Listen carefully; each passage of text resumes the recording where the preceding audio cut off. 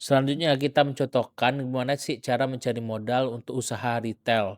Saat ini saya menggunakan jenis usaha toko baju sebagai sampel perhitungan dan ini bisa digunakan di segala jenis usaha retail atau grosir lainnya. Sebelum kalian melakukan pengisian, ingat terlebih dahulu kalian pilih ya. Di sini dua preferensi kalian, ada yang agresif, ada yang konservatif. Kalau agresif itu biasanya yang ingin main cepat aja gitu dan kurang aman karena biaya tak terduganya cuma 10%.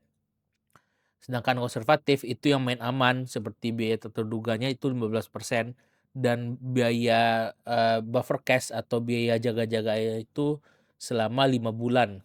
Nah, kita langsung aja mulai pengisian ya. Pertama, kalian perlu terlebih dahulu mengisi di biaya tempat usaha ini. Karena saya kebetulan itu, sewa ya, jadi perlu saya tulis berapa biaya sewanya, di sini 40 juta. Tapi kalau kalian misalnya ya, milik sendiri ya, milik sendiri, maka kosongin aja nggak apa-apa kok biaya sewanya. Tapi berhubung saya tahunan, jadi saya tulis di sini sewa tahunannya berapa.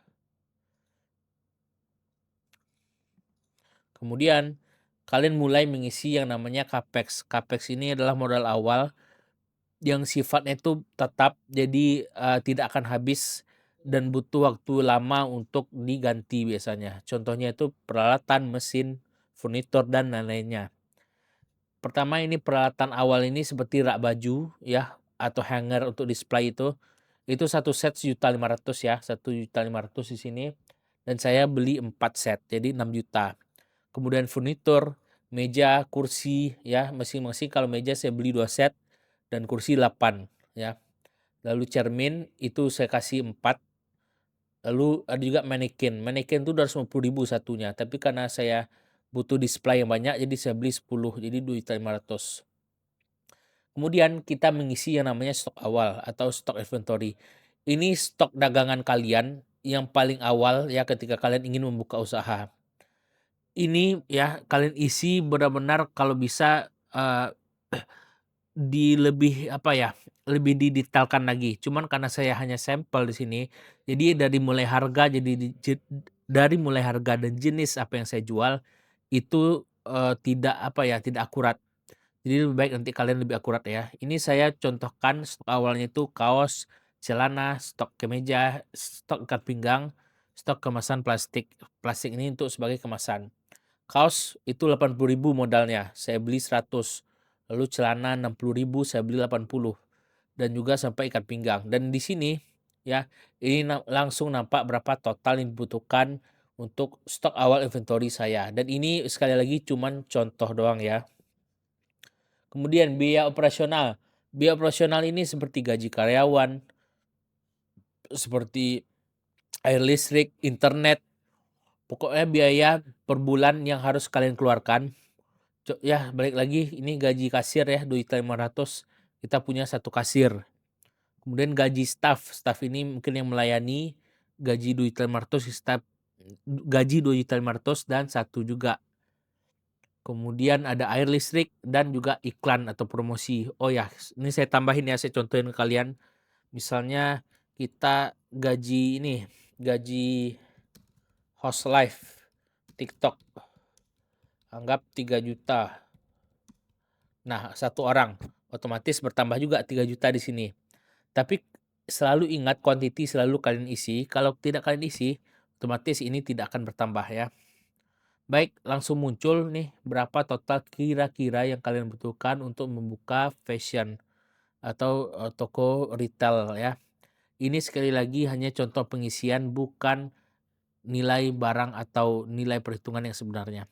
Kemudian kalian bisa tahu kapan perkiraan balik modal kalian. Contohnya di sini kalian perlu mengisi 3 kolom ini aja. Yang pertama itu kolom harga jual.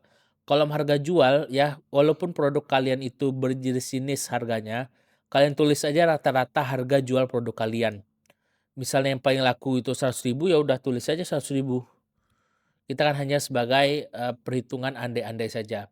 Lalu berapa sih modal dari 100.000 tersebut? Anggap modal dari baju kalian itu 60%. Otomatis bersih untuk kalian 40.000. Tapi, sebenarnya jarang sih ya 60%, kita taruh 80% lah. Jadi bersih kalian 20.000. Nah, kemudian kalian isi target harian berapa sih terjualnya. Kalau baju atau, eee, fashion itu kita anggap 10 aja dulu dah, terjual dalam sehari. Nah, artinya kalian rugi, nih ada tulisan kalian merugi. Ternyata kalau kalian jual harga 100.000 dengan, untung cuma 20% karena 80%-nya HPP dan terjual 10 harian, itu kalian bisa rugi. Tandanya antara kalian naikin harga jualnya jadi 120.000 atau masih rugi juga kalian cari HPP ya supplier yang lebih kecil HPP-nya, di 70% misalnya. Uh, di 121 bulan, berapa puluh tahun itu. Udah, eee, coba kita targetnya kita rubah jadi 15 tuh dalam sehari. Jadi 20 bulan balik modalnya.